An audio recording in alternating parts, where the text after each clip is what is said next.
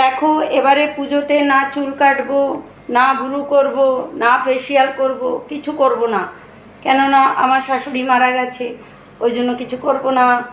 তো দেখি প্যান্ডেলে ঢুকতে দেয় নাকি আমাকেও। যদি আমাকে প্যান্ডেলে ঢুকতে দেয় তো খুবই ভালো কথা। কেন, এত সুন্দরীরা, এত সুন্দর মেয়েরা যাবে, সেই জায়গায় কি আমি পাত্তা পাবো বলো? পাবো না। তো তোমরা কারা কারা পার্লারেরও সমস্ত কাজ তোমাদের হয়ে গেছে একটু অতি অবশ্যই জানাবে।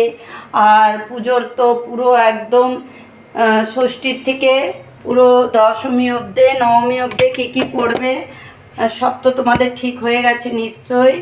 তো একটু জানাবে কমেন্ট করে।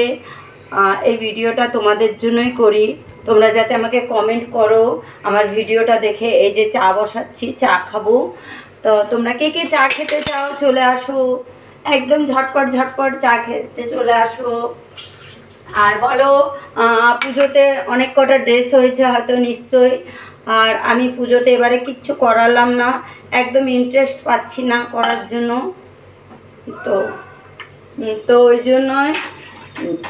তা তোমরা ভালো থেকো, অতি অবশ্যই কমেন্ট করে জানাবে কী কীরকম শপিং করেছো না করেছো, আমার ভিডিওটা কেমন লাগলো অতি অবশ্যই জানাবে।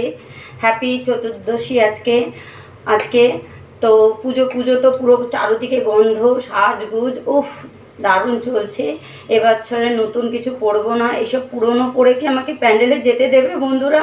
মনে হয় না যেতে দেবে। তো তোমরা একটু কমেন্ট করে জানিও আমাকে যেতে দেবে কি দেবে না, প্লিজ। তো ভালো থেকো, ফুল পুজোর এনজয় করো সবাই। একদম অল দ্য বেস্ট সব বন্ধুদের আমার। চলো টাটা। চা খাবে তো চলে আসো, ঠিক আছে? আমি চা বানাই, চা খাই। চলো, হ্যাঁ, তোমরা খাবে তো চলে আসো আমার বাড়িতে। ওকে, টাটা।